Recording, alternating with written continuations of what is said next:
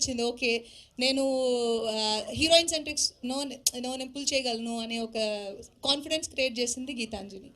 And also నా career మూవీస్లో కొన్ని మూవీస్ మనకు కొంచెం క్లోజ్ టు హార్ట్ ఉంటాయి. అందులో ఒక మూవీ గీతాంజలి. అంటే ఎప్పుడు చూసినా నాకు కొంచెం ఒక రిలాక్స్గా ఉంటుంది.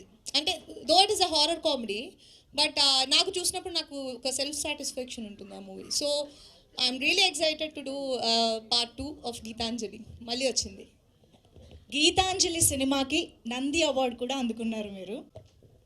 యాక్చువల్గా మీరు పార్ట్ 1లో ఏం చూసి ఎంటర్టైన్ అయ్యి దాన్ని అంత పెద్ద హిట్ చేశారో అదే గీతాంజలి మళ్ళీ వచ్చిందిలో కూడా ఉంటుంది. బికాస్ ఇది సీక్వెల్ కాబట్టి సేమ్ ఎసెన్స్నే మేము క్రియేట్ చేయగలం. కానీ ఇప్పుడు ఇంకొక 10 years తర్వాత వస్తుంది కాబట్టి ఇంకొంచెం విజువల్స్ అయినా అండ్ కామెడీ అండ్ మూవీని ట్రీట్ చేసిన విధం అన్నీ కొంచెం డిఫరెంట్గా ఉంటాయి. 10 years బ్యాక్ నేను ఒక కామన్ ఆడియన్గా గీతాంజలి థియేటర్కి వెళ్ళి ఎంజాయ్ చేశాను.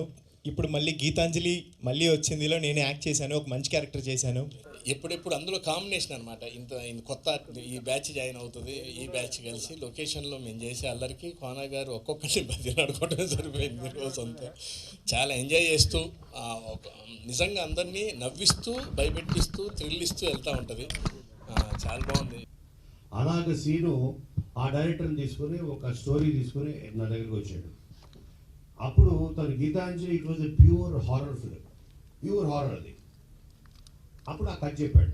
నేను చెప్పినప్పుడు సీన్తో అన్నాడు, సీను నాకు స్టోరీ ఉన్న పాయింట్ నచ్చింది, బట్ నేను serious horror films is not my cup of tea, అది నా టేస్ట్ కాదు, నేను దానికి న్యాయం చేయలేను.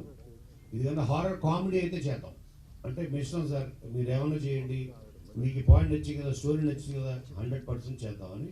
అప్పుడు దాన్ని హారర్ కామెడీ కింద మార్చి అప్పుడు చేయడం జరిగింది. ఇంత ఇంపాక్ట్ హారర్ కామెడీస్లో ఐ క్యాన్ ప్రౌడ్లీ సే ఇది ఒక trend setter Geethanjali, 100% trend setter.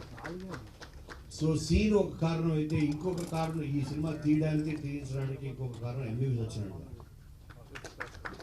So ఆయన కూడా first take off debut as a producer is already MBB builders అని నెంబర్ 1 ఇన్